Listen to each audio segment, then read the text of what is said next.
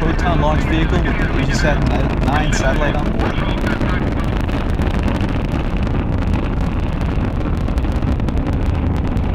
About 10 seconds after liftoff, the launch vehicle performs a roll maneuver to align the launch vehicle pitch axis with the planned northeasterly launch azimuth.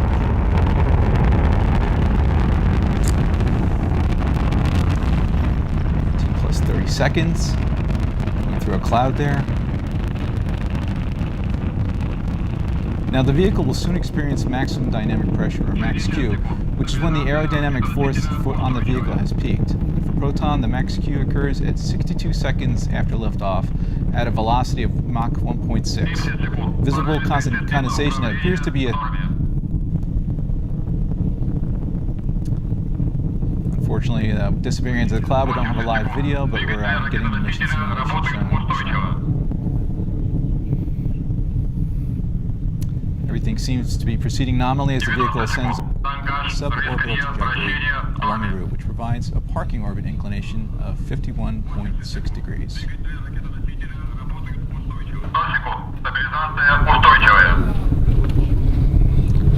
Telemetry page there, the actual flight telemetry being plotted against the nominal.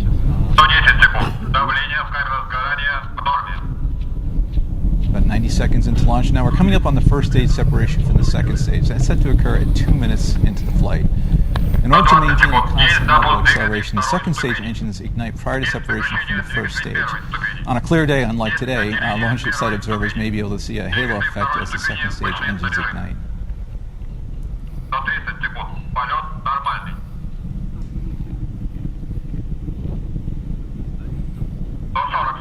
Still awaiting confirmation from Baikonur, but at this time we should have a second ignition of the second stage and a separation from the first stage.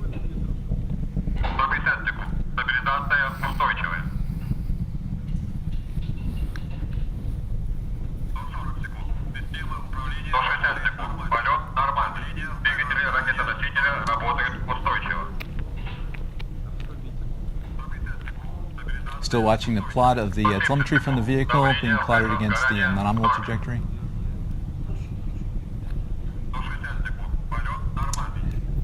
And we have confirmation of ignition of the second stage and confirmation of good separation from the first stage. We also have confirmation of the planned level of thrust on all 4 of the second stage engines. And the second stage is going to operate for about 3 minutes and 26 seconds.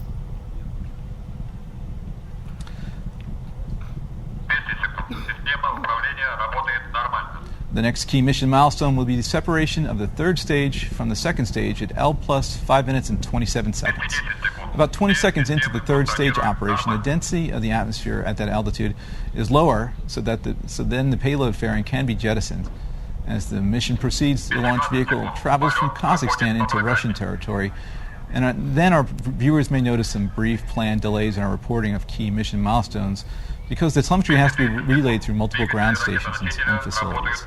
John, thank you so much. The first burn of the Breeze M upper stage is scheduled for completion about 16 minutes into the flight. Our live coverage will conclude shortly afterwards, with mission updates posted to the ILS website, Facebook, and Twitter pages thereafter.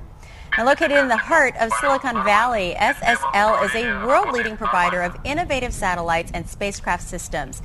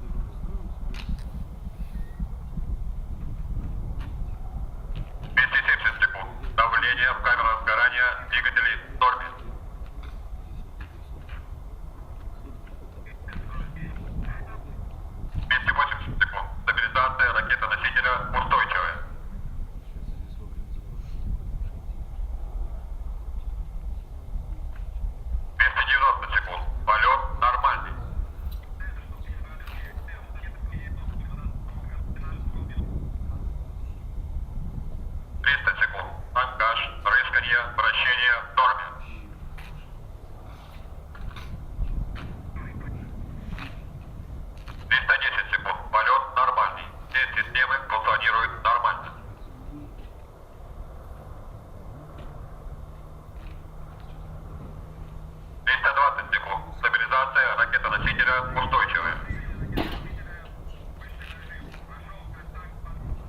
330 секунд. Есть запуск рулевого двигателя третьей ступени. Есть выключение двигателей второй ступени. Прошло отделение второй ступени.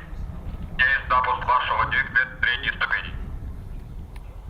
340 секунд. Полет нормальный. Тангаж, рыскание, вращение, норм. 350 секунд. Есть сброс головного обтекателя.